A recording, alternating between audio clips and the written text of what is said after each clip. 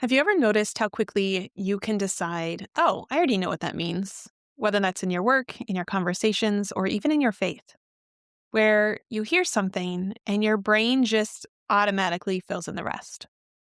But then every once in a while, you come across something that slows you down, that makes you think and question. And you realize, maybe I don't actually understand this as well as I thought I did. And if that's true, what else have I maybe overlooked or moved past too quickly? That is exactly what we are talking about today.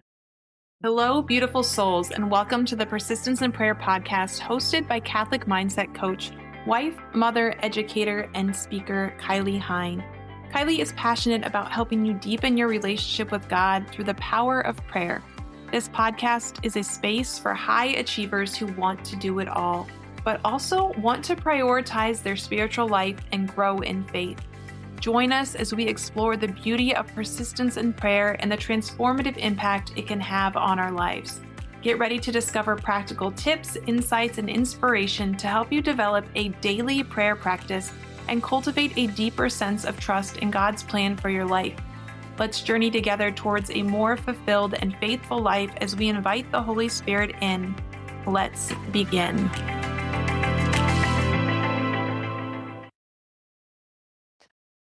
Before we begin, I just want to say thank you. There are women who support this podcast financially, and because of them, this thing keeps going, and the downloads keep increasing. The show, the conversations, the time that goes into it, it is all made possible by women who believe that this matters, not just for them, but for other women who are striving to live their faith in the middle of the crazy chaos of day-to-day life. So if you are one of those people, I just want to say thank you, truly from the bottom of my heart. And if you're someone who's been listening for a while, if this podcast has helped you think more clearly, pray differently, more consistently, or just feel a little more grounded in living, you're invited to be a part of that. There's a link in the show notes where you can support the podcast. There's no pressure. This is just an open invitation. And again, a huge thank you to all of you who continue to support this beautiful ministry and work. Today, I am joined by Dr. Jennifer Bryson, an American academic and translator specializing in the works of the 20th century German writer Ida Görres. She is a fellow in Catholic Studies at the Ethics and Public Policy Center, currently residing in Lincoln, Nebraska. Jennifer, thank you so much for being here. Delighted to join you. And as we just mentioned off air, it's so fun to have a fellow Nebraskan on here. I know you're not from Nebraska, but you're in Nebraska now. Yeah, it was a special surprise for me to be invited to a podcast that's based in Nebraska. So, you are a convert to the Catholic faith, is that correct? Yes. Can you tell us just a little bit about your background and your story of how you came to be so involved in Catholic works? So just mini nutshell version, vague Lutheran background as a child, but I didn't like church. And the church we went to was mainline Lutheran and was kind of collapsing. By the end of high school, I considered myself a person with no religion. When I went to college, I was a nun, N-O-N-E. And people ask, was I agnostic or atheist? I wasn't interested. I just hadn't thought about it. I had a sense of wonder from the stars as a child. And so that always stayed with me. And I had some idea there was something more going on in the world. But I was going off to Stanford, and this was an environment where we all thought, for the most part, we didn't need religion.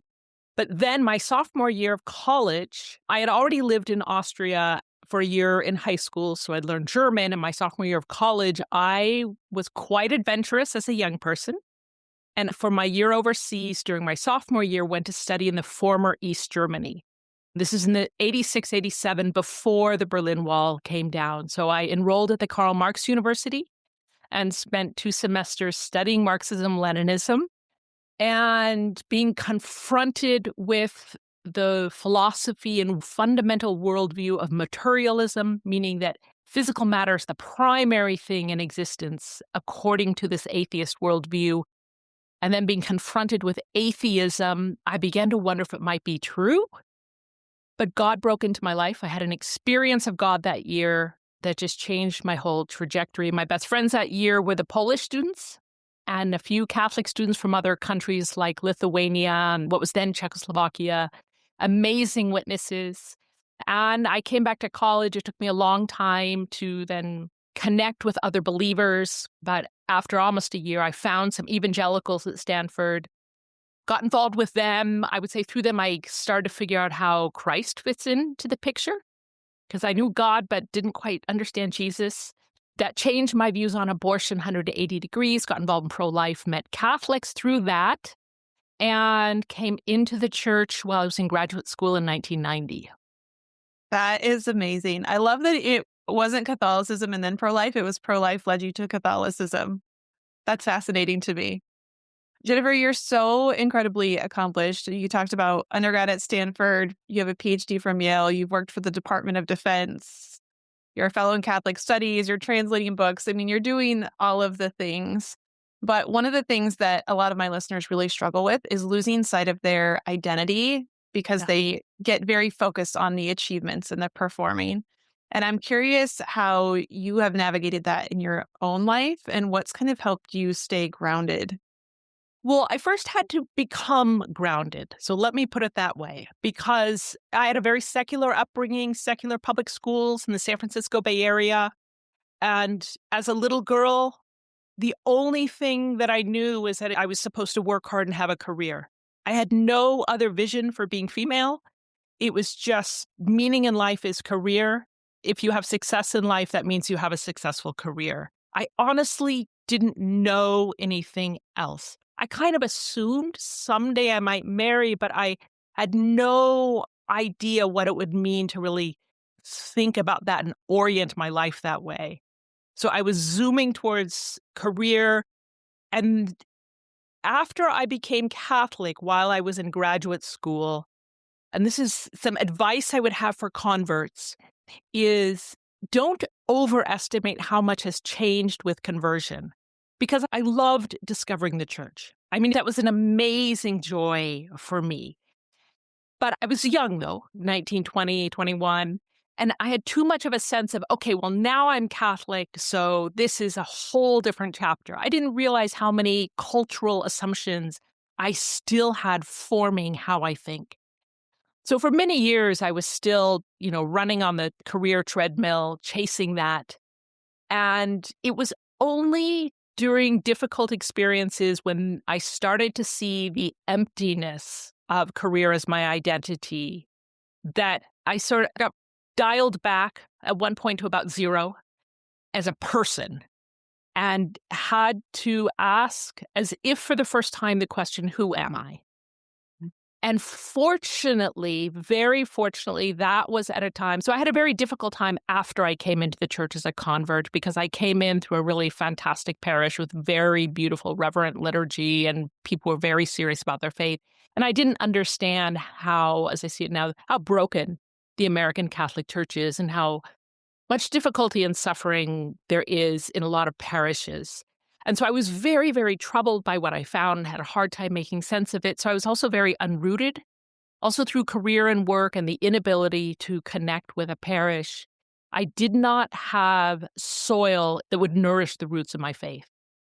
But fortunately, a few years before I was really confronted with this question, who am I started to have a turnaround in my faith, brought about in part by a friend who knew I wasn't going to Mass, who very kindly said, come with me on Sunday. He didn't lecture me saying, but what about the real presence? Don't you want the real presence? Because I kept hearing that, but I thought, well, what does the real presence mean in the body of Christ if the people I meet in the body of Christ are so cold and unfriendly? That was where I was at the time. So he just, in kindness, said, come. And I went. So fortunately, I already had a little bit of an on-ramp. Difficulty hit. And so then when I started to ask, who am I? And I had that foundation of faith already mostly there, then I started to rebuild and I really internally began to look inside and look for assumptions from my life before being Catholic that I was carrying with me. Sort of like sand underneath the foundation of a great stone building, with that stone building being the church. And I had to find those pockets of sand and allow them to be washed out. and re-establish my identity in Christ. And so that is what has sustained me then in the years since. It's fascinating how, whether we come into the church later in our life or even if we start in the Catholic Church, there's so much unlearning that we have to do, especially for those of us who love to learn things, which I'm sure you're one of them. I mean, you have to be with your work that you're doing, but we just intake so much information from the world around us and the culture around us. And just like you said, when we're exposed to places that aren't super reverent or they aren't living in the way that the body of Christ would ideally be living, we see this brokenness and we start to project that image as the image of Christ versus understanding who God is, which I loved in the book that we're going to talk about today, Yes. Bread Grows in Winter, that first chapter. Yes, exactly. I'm like, if I had that first chapter years ago. Yes. So let's just shift a little bit. You have translated, I think this is the second book you've done on Ida Görres. Is that correct? Actually, the third, and since Okay. then a fourth has come out. Oh my goodness. So I've been doing this since late 2019, so it's been a couple years. Okay, so let's just backtrack before we get to chapter 1, because I love the analogy in it, and it has stuck with me, and it's something I'm going to continue to ponder. Who is Ida Görres, and why her? So she used to be a well-known Catholic author. She was born in 1901 and died in 1971. So she was particularly well-known as she began to publish her writings in the late 20s in Germany, by the early 1930s. And her very first book that she published, which is on the nature of sanctity, so questions of the saints and sanctity are very much at the heart of her work.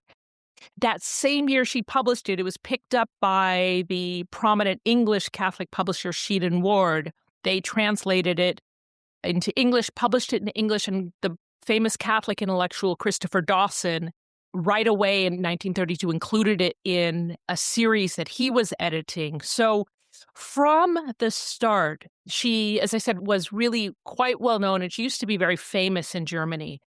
That's in the 1930s. World War II happens, which in terms of her writing output, mostly a time of silence in her life, although not entirely.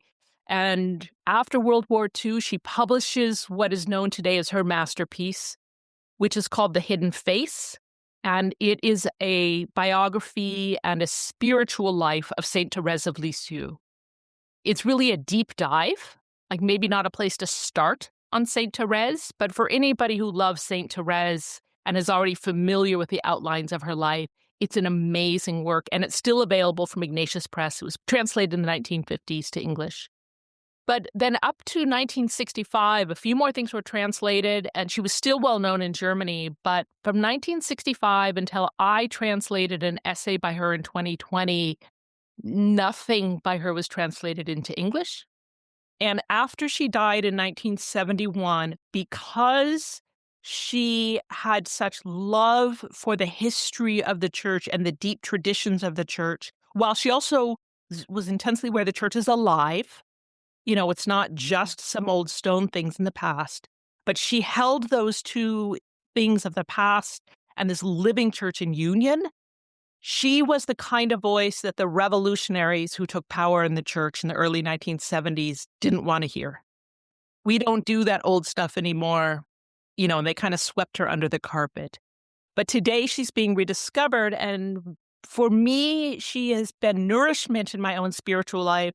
And everything I have read by her has just been incredibly relevant. And I think it's because she has such a sense of the life of the soul and also the very broad, big picture across the millennia of what the church is.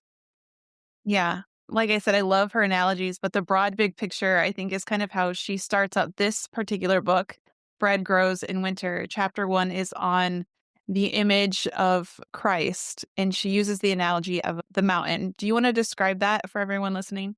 Sure. So chapter 1 of Bread Grows in Winter is a genre that we actually see in quite a few works by Ida Görres, and that is the genre of a letter, or we might say an epistolary essay. She was highly learned, but not an academic, and the passion of her heart was to write for the laity. So when she's writing these letters, she's writing them to the laity who are starting to struggle with their faith and have questions. This particular one, called Our Image of Christ, is a letter to, it seems to be a relatively young person, and this is 1967, I think is when she published this, who's troubled by things that academics and some others who are, I would say, in the more revolutionary side of things after the Second Vatican Council, things they're saying about Jesus, almost to the point of the academic who wants to be extra cool, who's like, well, maybe Christ never existed. He's just a concept or something like that. And first, and this is typical in her work, she shows the person that she's writing to that she has listened to their concerns, understands what they are afraid of, what they're worried about. And then she takes that and responds by reminding her reader that other people can say anything, but who Jesus is doesn't change. So I found reading that chapter gave me a great deal of peace. And she uses, like you said, this image of the mountain. And she talks about how a person describes the mountain is going to depend on their special field of work or where they look at it from or where they live. So she contrasts, for example, the way a geologist might describe a particular mountain, who would immediately start by talking about rock layers and how the structure was formed. A person whose house is at the base of the mountain, let's say on the west side, is going to describe the view from the window of their house, but that view isn't going to include the east side of the mountain on the far side.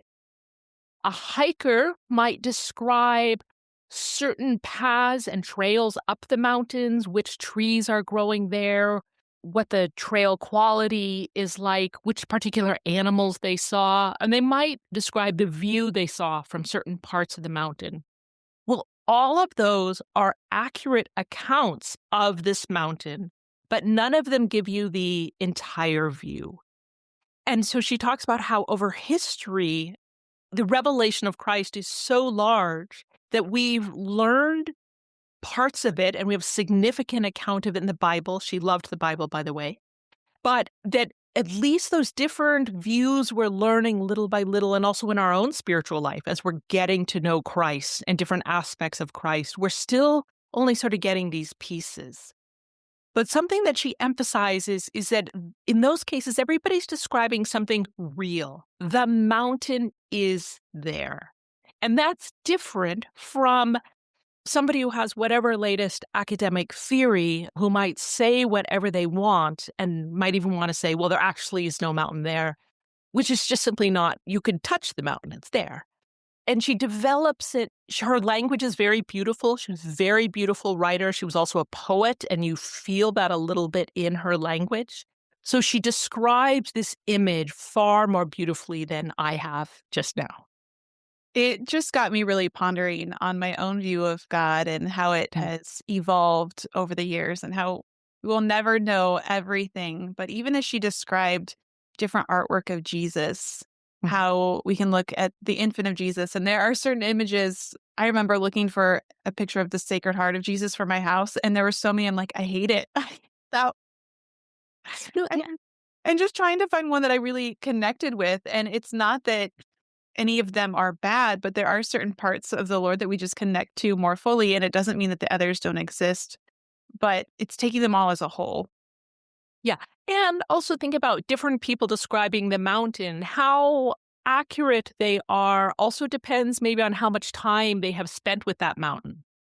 Mm. So somebody who doesn't know Christ might draw a sketch, but when you see it, you might feel a bit of like, no, that's not something I would want to hang in my house. But you might be feeling the lack of connection with other artists. You get both their talent in art and you can feel that connection they have. Yeah, the heart of the work behind it and Yeah. the fullness of their faith. That's a beautiful way to describe it. Father Joseph Ratzinger gave the eulogy for Ida in 1971. And can you talk about what his words revealed about her influence on theologians? And also, could you expand, because she talks about this in the book, kind of what the role of theology is for the layperson? Sure. So let me start with the Ratzinger connection. Mhm. She became friends with Joseph Ratzinger in the 1960s. Through my research, I know that he knew of her work starting in 1946 at the latest. And I also know from a letter he wrote to her that he had read a collection of short stories she wrote in the late 40s. But in the early 1960s, when Görres starts to see more concerning than usual developments, she discovers the work of Joseph Ratzinger, who at that time is publishing academic articles. He's also doing some radio shows in Germany. And she loves what she hears. And she even describes in a personal letter to another friend, I have found my prophet in Israel, which is really a big statement. Mhm. She feels that Joseph Ratzinger has the rootedness and faith to be a source to trust and who is countering some of the harmful things going on in that period. And so she writes to him. They take up correspondence, they meet in person, and that continues until her death in 1971. And like you said, he gave the eulogy for her. For this English edition of Bread Grows in Winter, I asked Ignatius Press if they could try to get copyright permission in order to add to the book as an appendix the eulogy that Ratzinger gave for Görres, because it doesn't appear in the German edition. And a reason I wanted to publish it in this book is that in that eulogy, Ratzinger draws heavily on one text by Görres, namely a lecture she gave in 1970 called Trusting the Church. And that lecture is chapter 6 of this book. So readers will have the Ratzinger eulogy in Bread Grows in Winter, and they can see the relationship of those two texts. And also in his eulogy, you asked how he spoke about her and her influence. He talked about her bravery and also her clarity, even at a time when he said most in the church leadership had what he called, quote, embarrassed silence, unquote, because things are going very badly. And she's still speaking out. She was quite fearless during her life. So that leads us to another connection in her life, which is the Catholic philosopher Joseph Pieper, whose work I highly recommend to any listeners. And she knew Pieper, and Pieper, I found in a letter that he wrote, I think it was around 69, commented to another friend of Görres, Hans Urs von Balthasar, have you read that latest essay by Ida Görres about studying theology? And Joseph Pieper, this famous Catholic theologian and philosopher, says, I wish I could put this essay into the hands of every, and he underlines every theology student, especially the laity. And that essay is also in Bread Grows in Winter. And it's the one you asked about. It's chapter 4, and it's called The Spirituality of Studying Theology. So all of Bread Grows in Winter is taking place in the period from 1967 to 1970. So she's writing at that time, this was a lecture she gave to lay theologians at a time when the nature of theology and how it is approached is changing dramatically and quickly. We're seeing the new development of what today we might call religious studies, whereas formerly there had just been theology departments. Also, you're seeing a surge in lay people studying theology. And she herself is a lay person, but she has words of caution. She wants to reorient the lay people who want to study theology to considering that theology is not solely just like vacuuming up words from books. She says theology must start with the individual's relationship with God, and that studying theology also includes prayer life, moral life, chastity, these dispositions of the heart that are being formed by relationship with God, and then being supplemented through our reason in the study of theology. And so she talks about how this personal relationship with God and the disciplines that it takes in our lives to be building that relationship with God and the task of studying, that when it comes to theology, those must not be separated.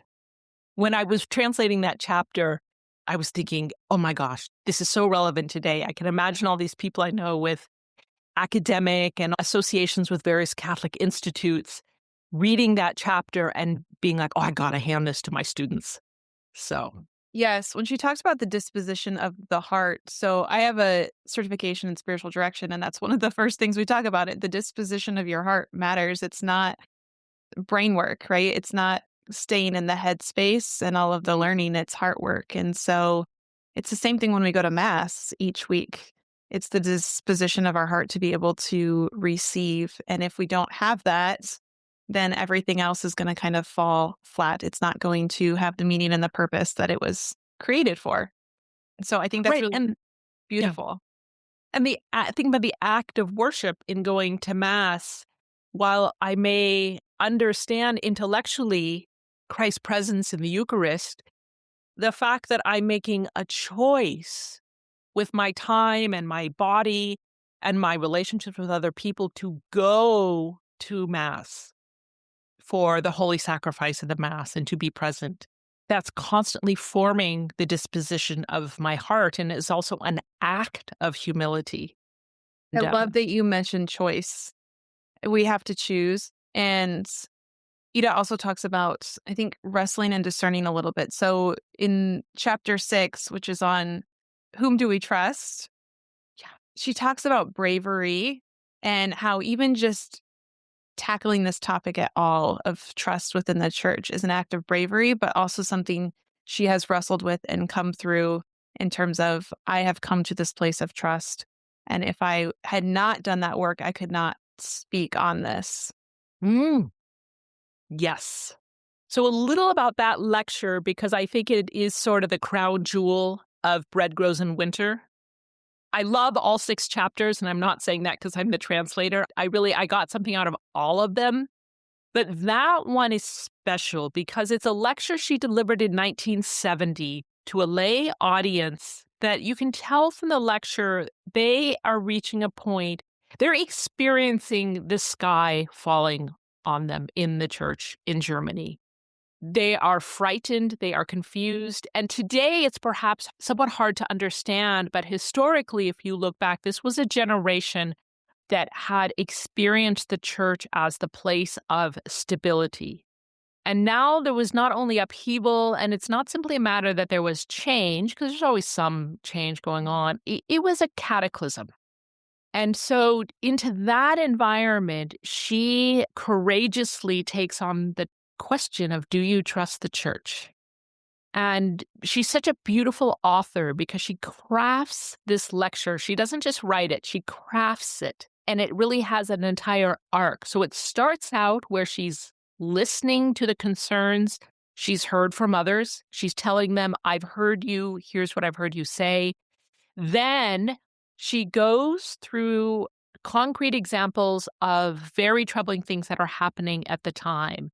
And for me, this gives her a lot of credibility because she never tries to comfort by saying, don't worry, everything's fine, it's fine, it's fine, don't worry, everything will work out. You know, the gates of hell shall not prevail. Okay, that's true, but when you're seeing physical jackhammers come in to take out altar rails, when the Mass you've known your entire life has changed, because by that point it had changed the year before, in ways that people had a very hard time making sense of. And also there's wild liturgical experimentation going on. She's written about some of that going on at that period. So the fact that she recognizes there are problems, she names them, she talks about how serious she thinks they are, helps me as a reader feel, okay, she's not trying to whitewash this. She talks about children being asked to bring their rosaries to school one day, and the purpose for that is to throw them on a pile to be burned because we don't do that old-fashioned stuff anymore. This is 1970. She's heard about a Catholic church in the Netherlands where a pair of 2 men have had what the church called a marriage ceremony. It's 1970. And she has other examples. But then in this lecture, she pivots to then explaining in very deep ways and from multiple aspects why she trusts the church. When here it's that Christ is the one who established the church. I think it's in this chapter she talks about how we as believers today are merely like the leaves on a tree of one summer. And that tree is then going to shed those leaves and have other leaves the next summer. We're only seeing a small window into the church. She also talks about historical examples of individual bravery and courage, bringing about, and also she's God's intervention, amazing turnarounds that nobody thought would happen in history. She also talks about how history can change in the blink of an eye in terrible ways. She mentions Hitler and Stalin. She rejects a Marxist view that history is just physical matter unfolding in ways we can't control in a system. Instead, she recognized that God has created the individual person with will and choice. And so there's a question of, will we open our hearts to God right now to let God use us in this moment that may be a moment of crisis?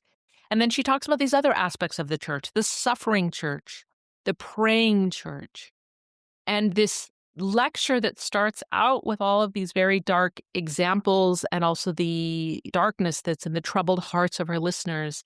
It ends on the word light. So that's where she'll bring the reader to at the end. I think the pains that she talks about, we are still experiencing in our church so much right now. You just brought up the pain Absolutely. of the altar rails being removed. And I don't remember what diocese it was, but that was very recent. I know there's Yeah. some people who are in that diocese where all the altar rails were asked to be taken down. And just talking to some people who live there and how devastated they were. And so I think just the reminder of these pains in the church are not new. And we will continue to thrive because Christ knows what is going to happen. The battle has already been won. But I loved how in her writing, she talks about the parable of the wheat and the growing of, wanting to root out the weeds immediately, right? There's so many of us in the church who are like, why is God allowing this to happen? Why is the magisterium allowing this to happen? Why is it not just cut out immediately? And then it's the reminder that Jesus talks about letting it all grow and then it will be separated. And so, is there something to be learned in this time of patience, of letting things grow together? I think it's the virtue of prudence Mm, in trying to understand what can we root out that can be genuinely harmful. yeah. Uh, so my church in Lincoln, we have a lot of children, thriving church, large families. It's really wonderful. But with a lot of young children around, I'm more aware of like safety issues. And we had a weed growing in the yard last year that had poisonous berries. I love gardening and plants, so Mhm. I recognized it. Well, I think that one needed to be taken out. Yeah. So also there are things that can be poisonous where it might be within my sphere of things I can do. But I'm just one little person in the church, and Görres always helps me reconnect with that littleness in the big church. Amen. Yes, there's so much. I actually was thinking about my garden as well when I was reading that. It's like there's some things you want to root them out so quickly, but then there are certain plants that when they grow, sometimes it can be hard. Like if you do pull out the weed, you are pulling out the plant as well. And so I think that imagery was just helpful for me. And yeah, I just want to cut it all out from the start. But if something is growing right now and it's not great and it's painful, how do we take that to the Lord and just trust that He will separate it as it needs separated? And Yeah. how can we just trust Him to help us discern what is our role and what we can help to root out right now? Yeah. And I was going to add that I found it helpful to read chapter 2 of the book in conjunction with trusting the church. So chapter 2 is called Demolition Troops in the Church. Quite a dramatic title. And it's an essay she wrote in 1969. And there she has some beautiful images from nature that she uses, such as if you think of a culture that lives on a very flat coastline of the ocean, some of those cultures have survived and have really only come into being and been able to thrive because of levees that they built over time, because they understood the threat and they had to live in relationship to this threat. And those levees are existential for them. So she, in this chapter, talks about how in the church, she said, we might consider this and might want to not tear out all of the levees overnight. We might consider that there are barriers set up around the church that have been there to protect the church.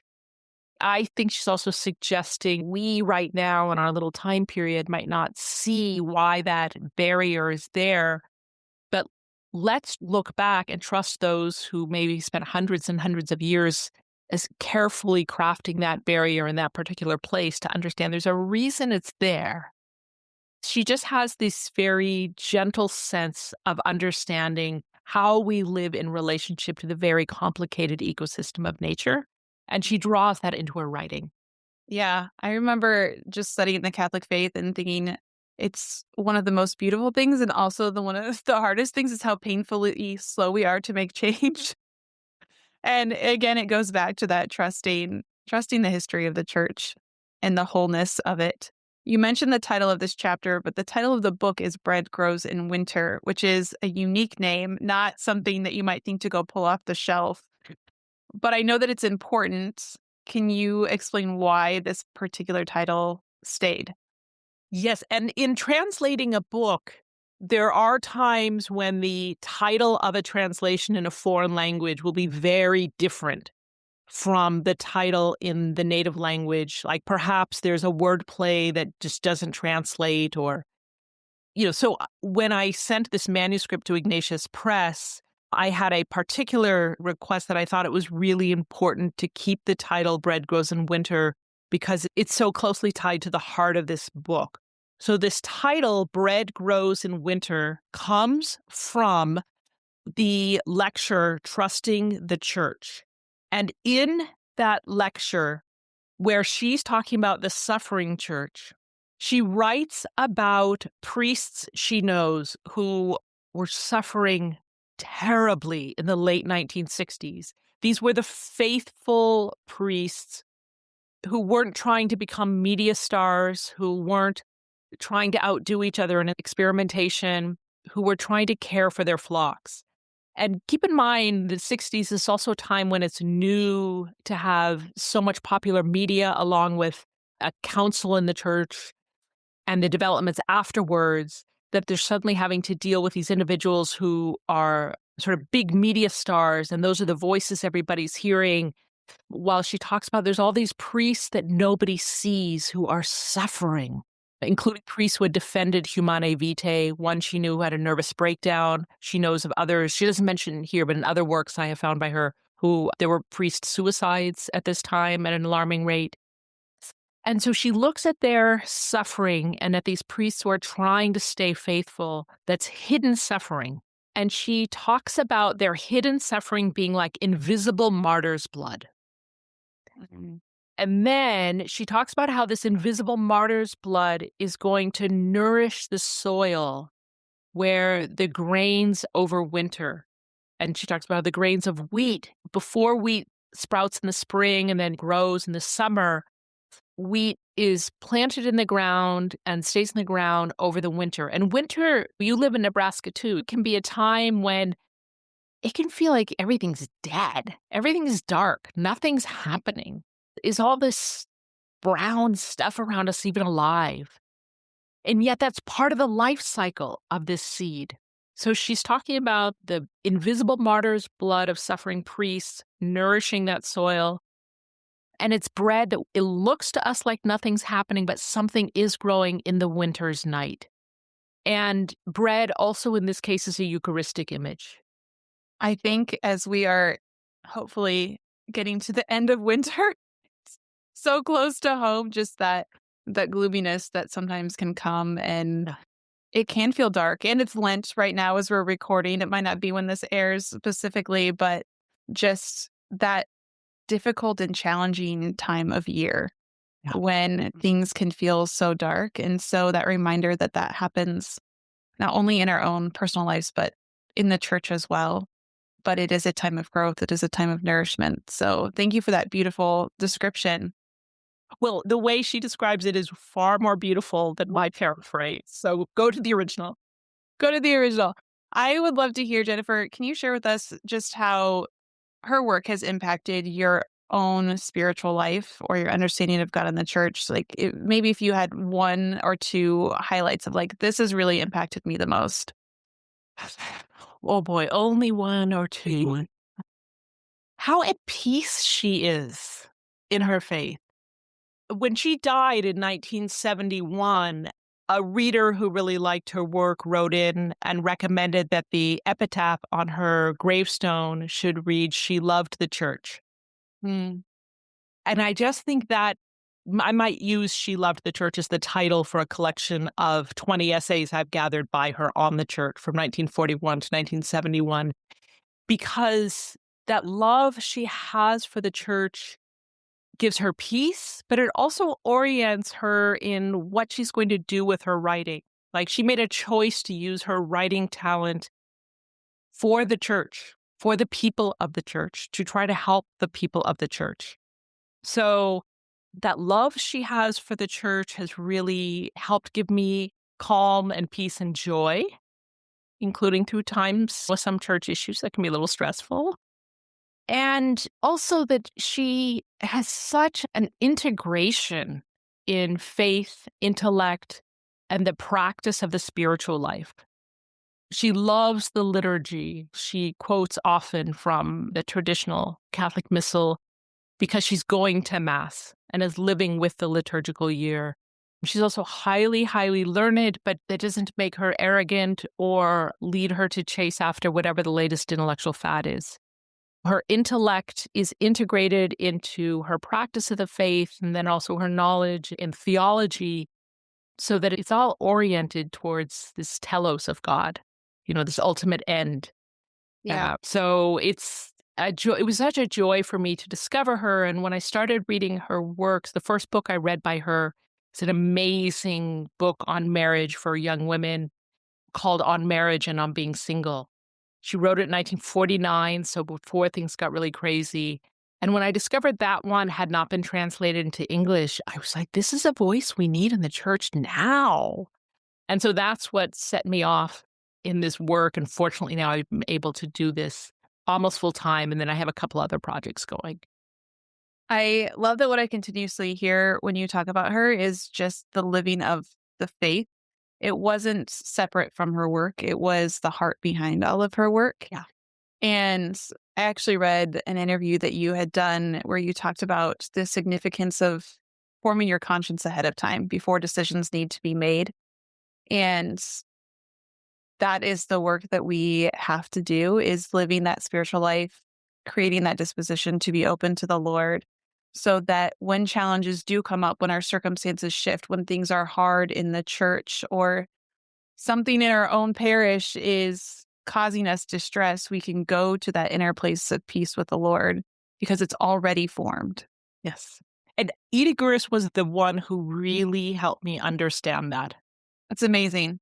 Again, for everyone listening, the book is Bread Grows in Winter by Ignatius Press, translated by Dr. Jennifer Bryson. And are all of your translations by Ignatius Press? Can we find all four works No. there?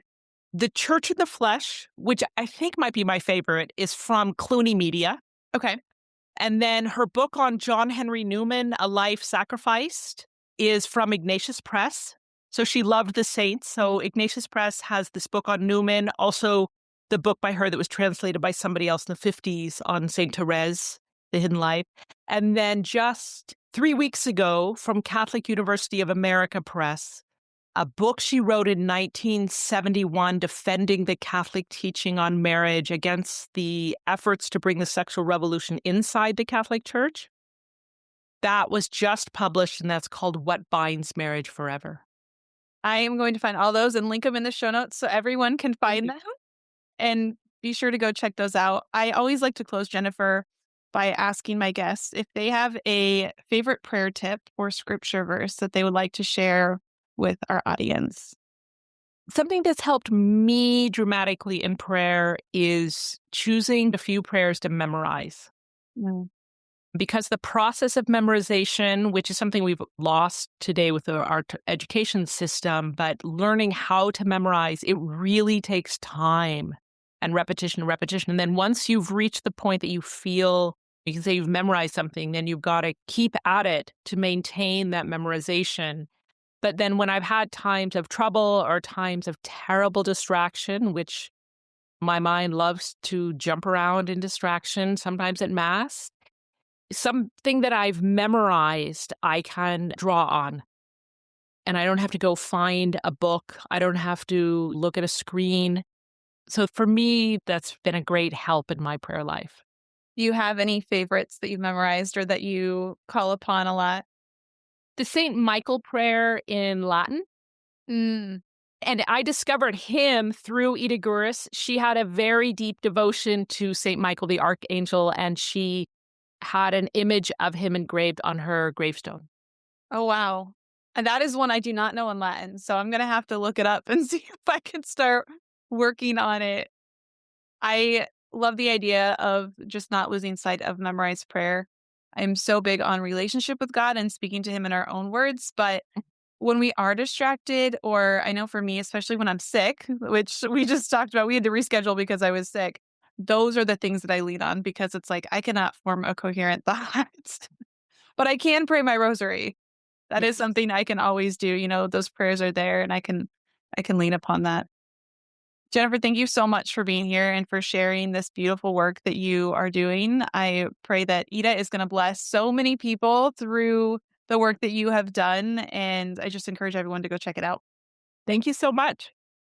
Beautiful souls, thank you again for journeying with me. If you have been blessed by this episode, it would mean the world to me if you would leave a review. Be sure to screenshot it, share it on your social media stories, and don't forget to tag me on Instagram or Facebook at Kylie M. Hine. Stay persistent in prayer, protect your peace, and as always, share the light of Christ with everyone around you.